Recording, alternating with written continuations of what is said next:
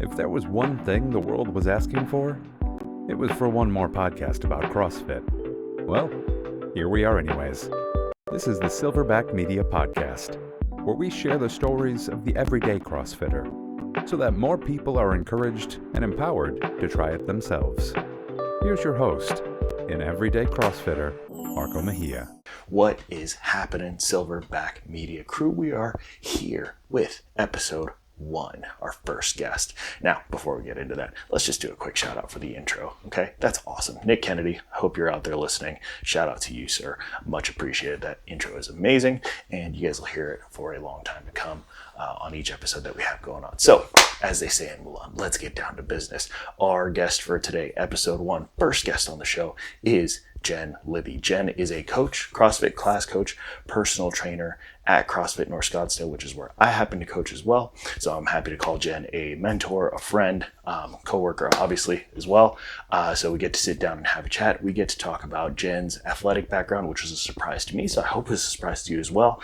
It was a very cool chat about how her athletic career started, how that transitioned into her finding and getting into CrossFit, how that finding CrossFit from an athlete and a gym member perspective then turned into her moving into coaching, turning coaching into a career, and then now most recently with her transition to actually being a competitor in the tactical games. So we talk about all that and much more in this conversation. Now, before we get to the conversation, okay, if you have not done this yet, I need you to stop everything you're doing, and I need you to open up YouTube, and I need you to go to the search bar and search Silverback Media. Subscribe to that channel and go look at the videos, because the one that we just recently published is a behind the scenes look at a quote unquote, we'll call it day in the life with Jen, where I filmed her going through coaching a full CrossFit class, then moving into coaching a personal training client, and going through a training session of her own, along with spliced pieces added in there of this interview that you're about to hear. So the YouTube video is the behind the scenes that'll include portions of the interview, along with the behind the scenes look at the rest of her day. What you're about to listen to here is the full uncut audio, the full interview, where there'll be portions of it that are not included in that video. So I suggest you do both, but before you move on, before you do anything else, hit pause, go pull that up on YouTube. If you're driving, pull over first, okay? Pull it up so that way, pull up the video so that way you can watch it later, all right?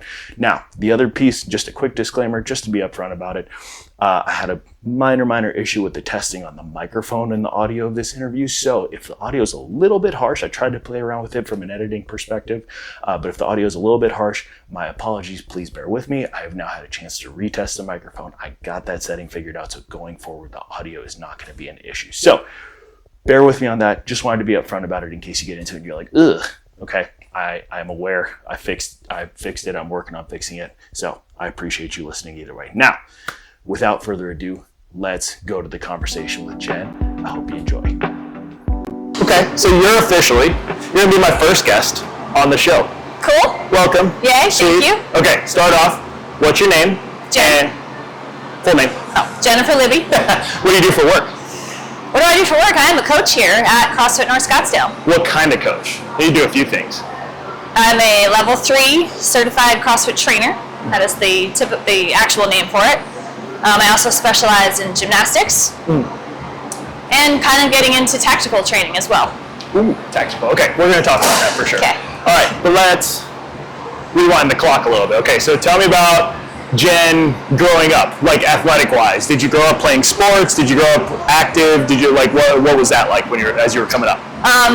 Well, I didn't play the typical sports that most people play in school, like your field hockey and whatnot. I was an equestrian, so I was riding horses. Oh, really?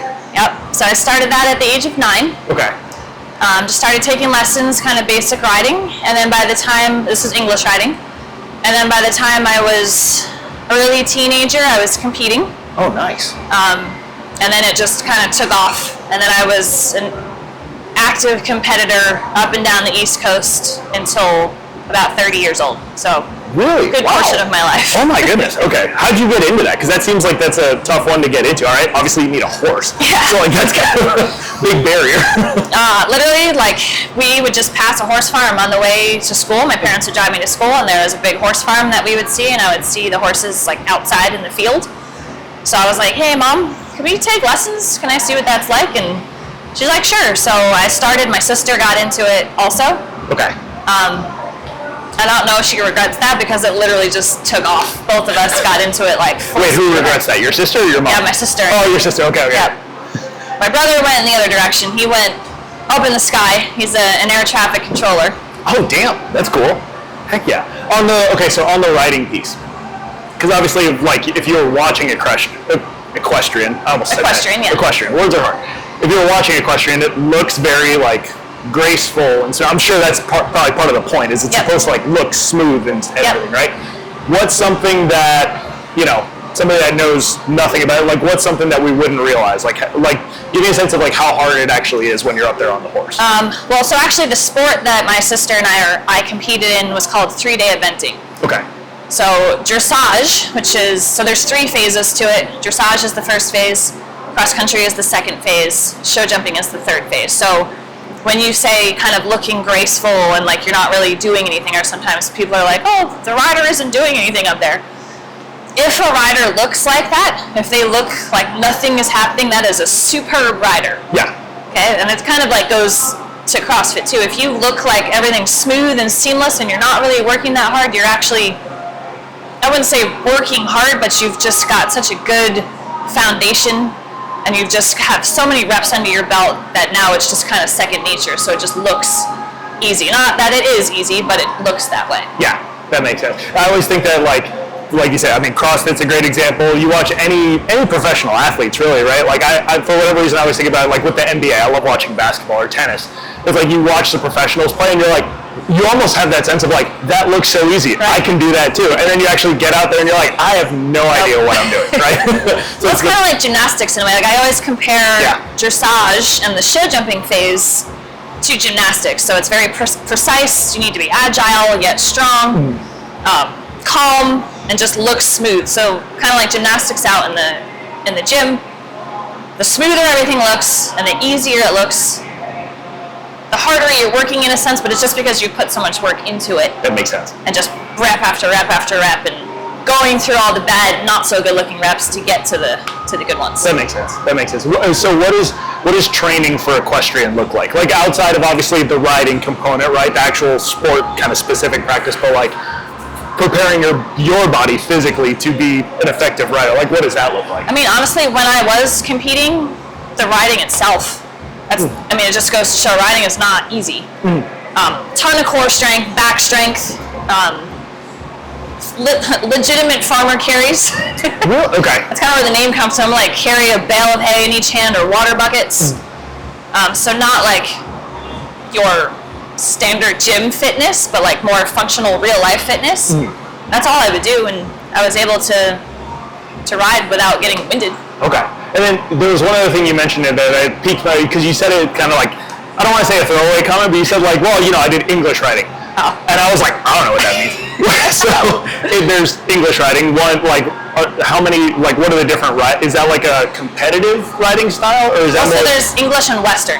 Okay. So most people, especially out here in Arizona, know Western riding. That's with the bigger saddle with the horn in the front.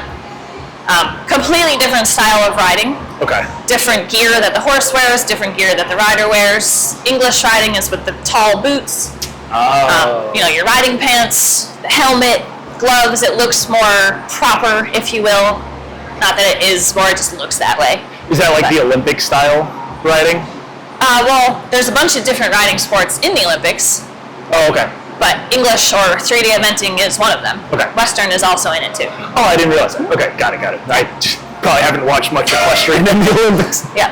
Okay, so then how does that, at what point then did you start focusing more on like the fitness, the gym, the actual in-gym training, right? If that wasn't necessarily a part of the training for equestrian, right? At some point you made the shift considering what you're doing now. So what did that switch look like? Like when did that happen? So I came out here, I'm from New Jersey, so I was living out there, and I came out here to visit my mom, and we went to hike the Grand Canyon.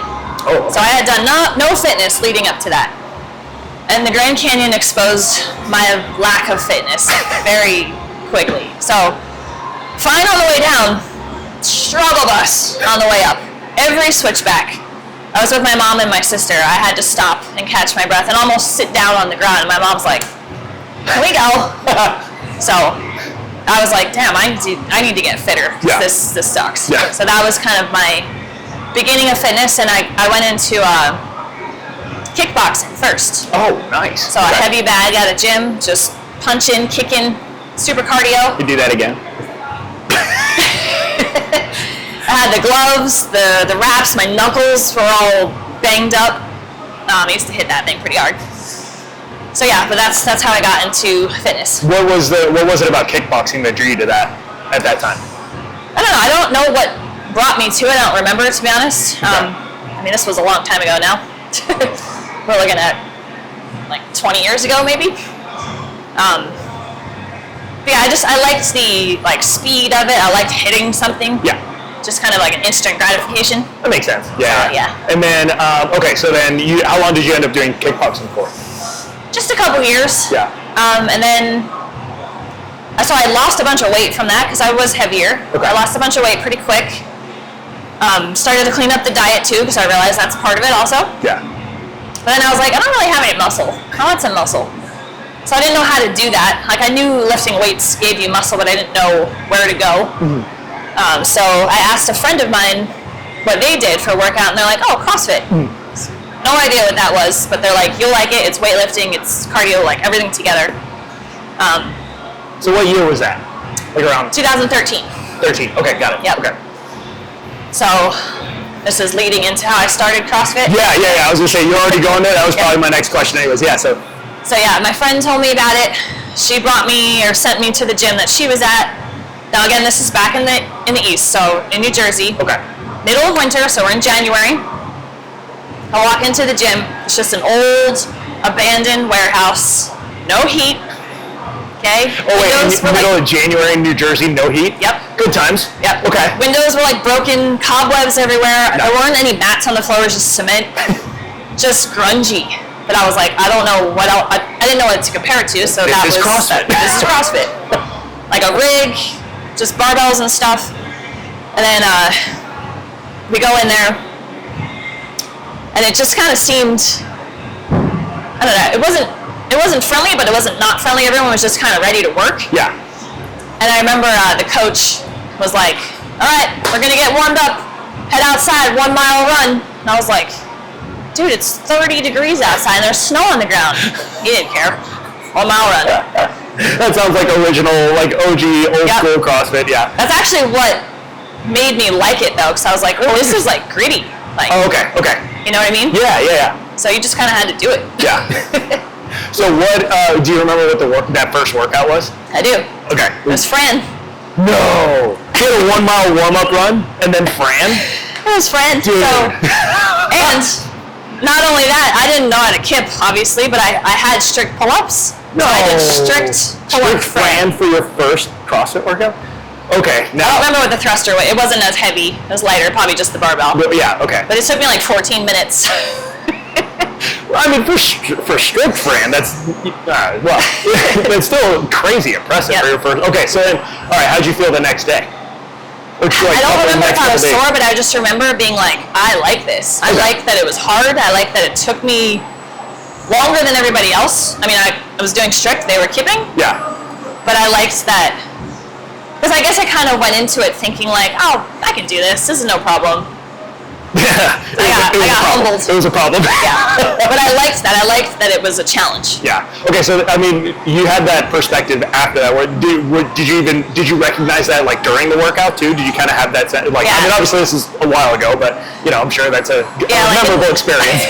Like in the beginning, the coach was like, it's pull-ups and thrusters, and I'm like, all right, well I can do pull-ups, just thinking strict. And he's like, thruster. I'm like, all right, well I'll try the bar. But I remember probably during the 21 pull-ups, I was like, fuck. We're going to be here for a while. Like, I had pull-ups, but not like that good. Yeah. So, but yeah, I just remember feeling like, okay, this sucks, but liking it at the same time. Was there, and I mean, maybe that was the moment, but did you have a moment at some point where you were like, all right, CrossFit's my thing. Like, that's what, I mean, obviously it sounds like that day, or coming out of that day, you had a really good feel of like, okay, that was pretty cool. Yeah. Well, there's probably, was there another moment later on or something where, like, you know, maybe you mastered a move, or you did a movement you weren't able to, you hit a weight you weren't able to, where you were like, all right, this is legit, like, now I'm sticking. I don't know, it was pretty right away. Yeah. I mean, to be honest, it was when the coach was like, mile run out in the weather, like the cold, I was like, all right, this is the real deal. Yeah. Like, I just like that. Nice. Awesome. So, a combination of just the grittiness of it and the harder workout, like something that I wasn't really expecting. Like, I thought I could handle it, but I realized, I need to work on this. Yeah. So the combination of that, that was kind of the moment where I was like, all right, we're stuck. This is it. I like it. This is the thing, yeah. So now, okay, so that was about 2013. Oh, also, more to that. Yeah. The Open.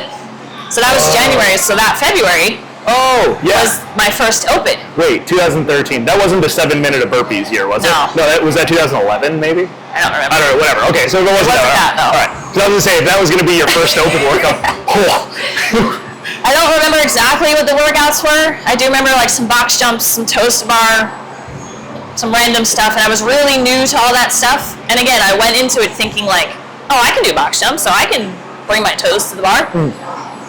Oh man, that first workout though, like I don't think I finished any of them because of time caps or like, I think overhead squats were in, so that was a new movement. Okay. So the humbling aspect of not being able, like of someone giving me something to do and not necessarily being able to do it, I was like, all right, we're gonna come for you now. We'll figure it out. So taking that, because that's obviously, I feel like that's, especially coming into CrossFit, that is a very, very helpful perspective to have, because there's going to be a lot of things for the majority of people coming into CrossFit new. Yep. There's going to be a majority of things that we're not able to do as prescribed. And I think that's kind of the point, right? It's like the part of it is the constant progression. Yep. But it's understanding that the progress is made in the practice over the course of time. You can go. Yeah. It's all right, spectator. See you, Michelle. So part of it is the progress made over time from the constant repetition and everything, but it's hard to like get through that if you don't have the perspective of like, okay, I'm not able to do this now, but that's okay because over the course of time and practice I'm gonna do. So is that the type of like mentality? Have you always had that mentality? Like even going back to like the equestrian days, we'll say, right? Have you always kind of looked at things that way, or was that something that you picked up when No, I've kind of always been like that way, where if I couldn't do something as it was RX, we'll say, my desire within was to get to that point. Okay.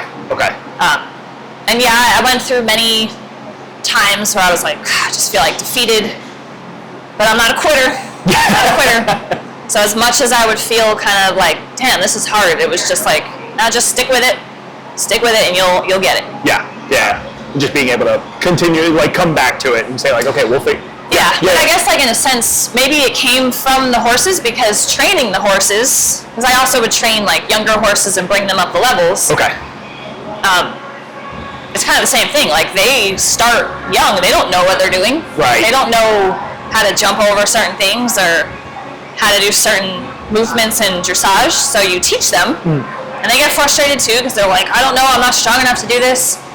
And yes, they talk to me like I was going to say, that was going to be my next question. It was like, horse whisper. Okay, put that on your business card too. Yeah, big time body language.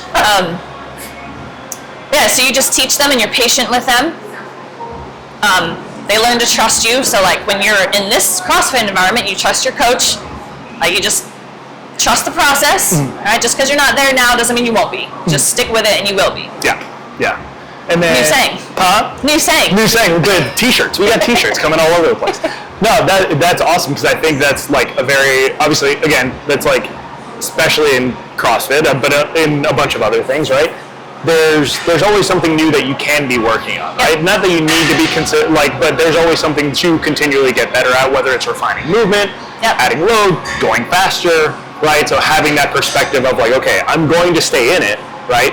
And understand that if I continue to come back and practice, I will get whatever the next thing is. Muscle ups, handstand, whatever. It doesn't matter, right? Regardless of depending on where you are. So then how did that play into then when you started coaching? So like, okay, so you started CrossFit in 2013, right? Yep. You had your first Open. Yep. When did you start coaching? Or when did you start coaching, and when did you first think about you wanting to become a coach? potentially different times? Yeah, I started coaching in 2015. Okay. And I actually hadn't thought about being a coach. I had moved to a different gym at that point, and the owner of that gym was like, "Hey, you want to coach here?" And I was like, "Yeah." And then, I don't know, as soon as I just committed to that, I got my level 1, like I just put full force into it and was like, all right, we're doing this. I'm like, if I can teach riding, if I can teach that skill, which I like to teach like skills, I'm like, I can do that with CrossFit. Yeah. So I just put 100% effort into learning what I needed to know to apply it to people. Yeah. Were you coaching like as a side gig at that time? Like when you first started? Yeah. Yeah, like a class a week. A class a week, okay. And this is still in Jersey, yes? Yes. Okay, got it. Because I still had the horses kind of at that point. I was doing more freelance work at that point. Okay. Just training other people's horses. Oh, seriously? Yeah. Oh, damn, that's cool. Okay, so you were done, like, were you still riding competitively too, or were you just... Not really. Not really, So that stopped about 2010. Okay. We sold all the horses. But then I just continued training others, but not competitively. Wait, all the horses. How many horses did you have? 7. 7 horses? Between my sister and I. Dude, that's pretty damn cool. That's wild and pretty cool. Yeah, and we used to have like I don't even know what it's called. We had like 2 trailers that would drive, big ass trailers, and we would drive them all down to Florida in the winters. Oh, serious? Oh. So we were up in New Jersey from like May until December because of the weather. It's good. And then drive down to Florida, Ocala, Florida, in the wintertime. And leave them, they'd stay there on, with what, I guess somebody you knew, I guess. They would like stay there with somebody you knew or something, like on a farm that like... Yeah, well, we had a farm in Florida. We had a farm in New Jersey and one in Florida. Okay, all right. Sorry, little side quest there. Okay, so 7 horses, sold the horses. So you're still freelance training horses while you're starting to coach at the gym too. Okay, so then, now you start coaching. Yeah. What was your experience when you first started coaching? I mean, that look, yeah. If you want to see that look, go to the YouTube channel. Oh, man. I do remember my first class. So I would like rehearse what I was going to say, which I still do now.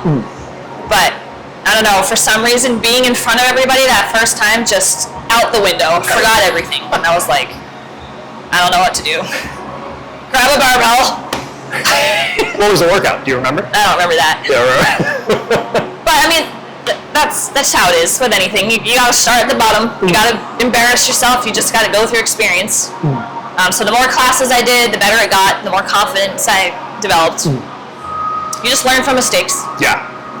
So what is it about coaching that you enjoy? Like, what is it that? Because obviously now you coach. Probably like 6 to 8 classes a week at least? 6 classes, and then I've got like 15 personal training clients. Okay, got it. So now, I mean, your career, your work life is around coaching, right? So coming from that first experience where you're like, call it deer in the headlights in front of the whole class, to now where that's your career. Yeah.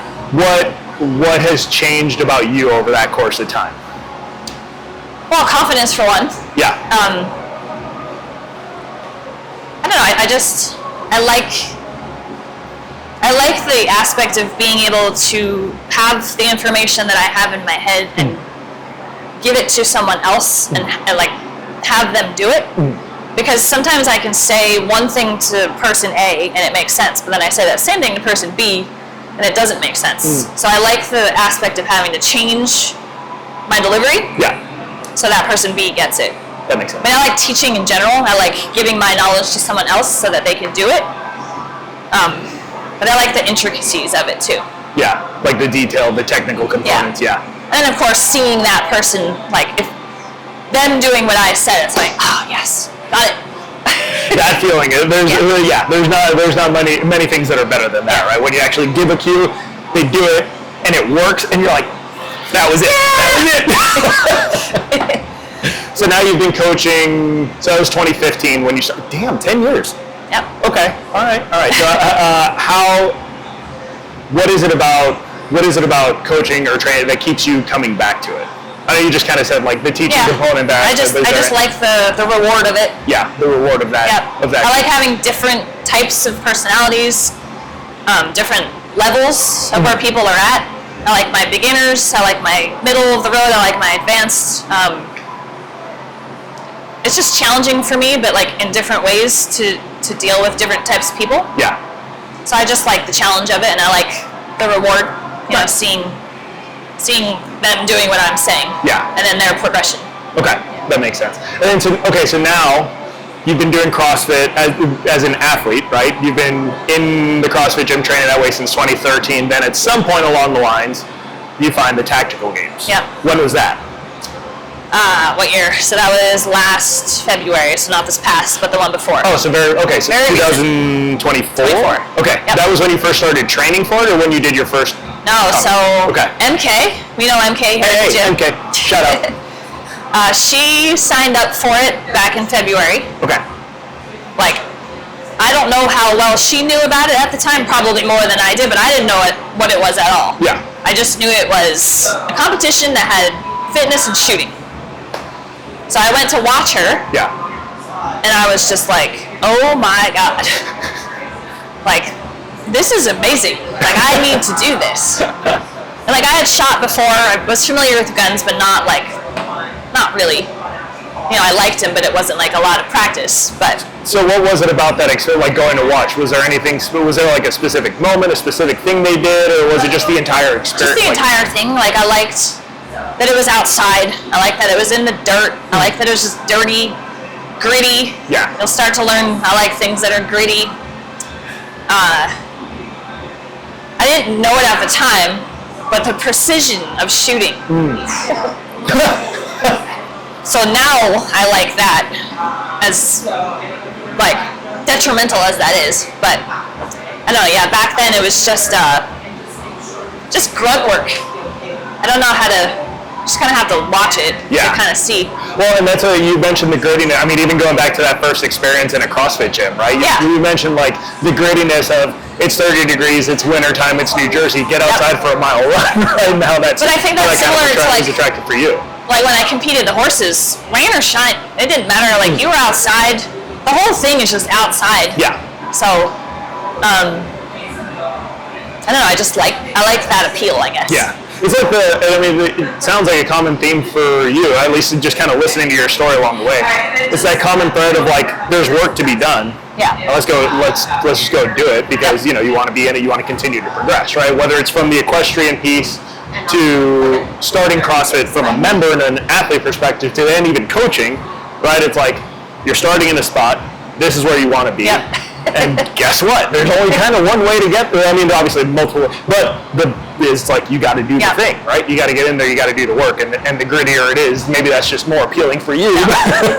Like I think I'm pretty task oriented, so like if you tell me to do something, I'll be like, all right, let's go. I'm going to put all my effort into it, and it doesn't really matter what the outside circumstances are. Yeah. It still gets done. Yeah, that makes sense. Okay, so you start tactical games, or at least that was your first kind of exposure to it. First exposure, so that was February last year. March, I had no gear prior to that.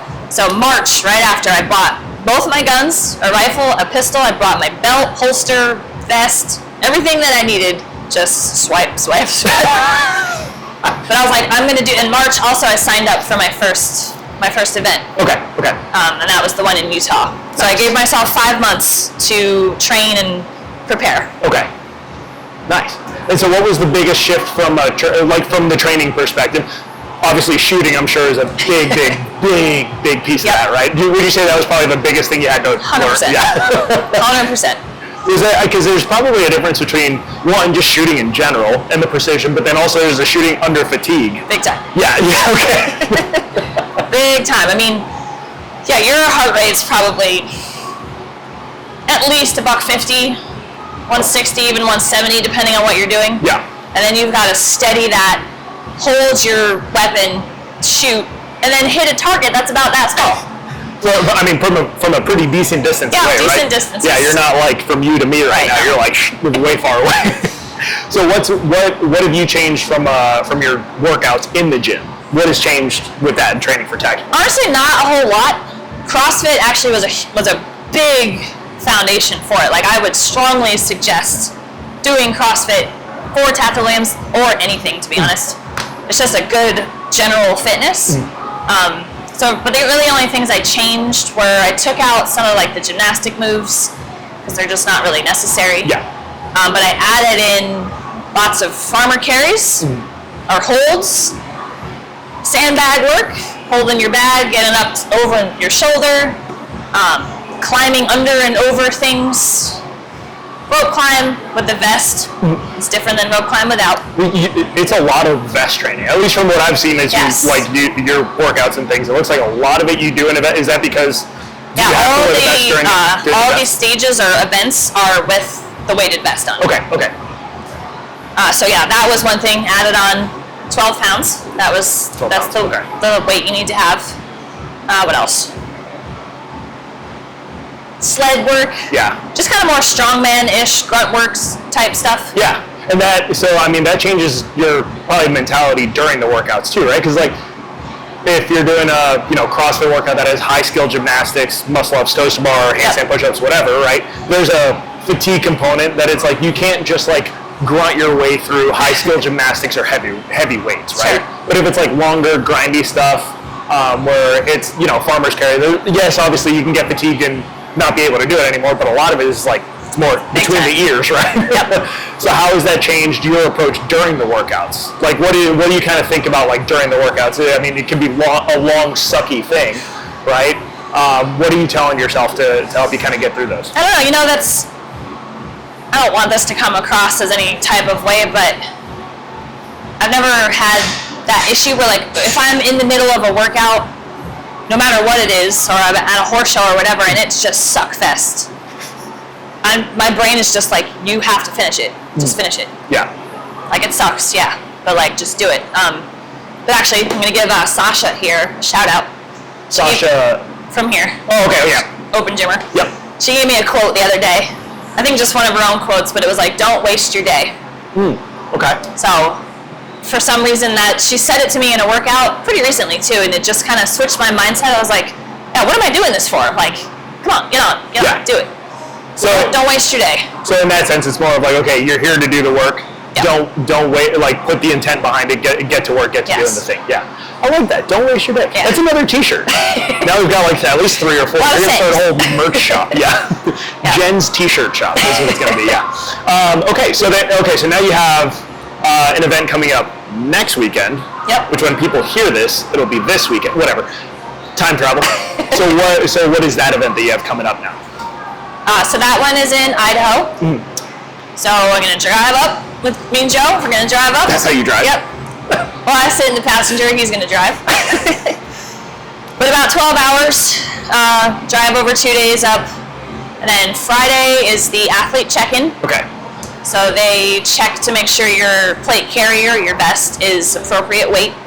They check your rifle to make sure your muzzle is correct, meaning your blast needs to go forward versus out to the side.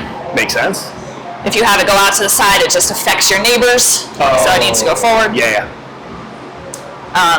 They check your pistol to just kind of make sure you've got the correct gear. Okay. They give you all your swag and stuff that they give you. Saturday, probably about 6 a.m. Rewind. Friday night, they send you the One More Sleep email. Which I'm sure it's great. Well, this is the anxiety-fueled email, because it's like you get your squad number, you figure out what time you're going to go, who you're with, and you get your workouts. So you don't know the workouts until Friday. Do you think they do that on purpose? I don't know. Maybe, because it's kind of like, just be ready for anything. Yeah. So you can train generally, but you can't train for specifically what you're going to do at that competition. Which goes back to your point of like how CrossFit sets that foundation, right? That's the point just of it. Just kind of be ready. Unknown and unknowable, yes, that whole deal. Yeah. Okay, so Friday you get the Friday we get the email. So it's like, okay, I gotta look at my workouts and then figure out like what this means, and you're like, okay, this is whatever. And then 6 a.m. Saturday morning, there's a safety brief. So all the competitors get together.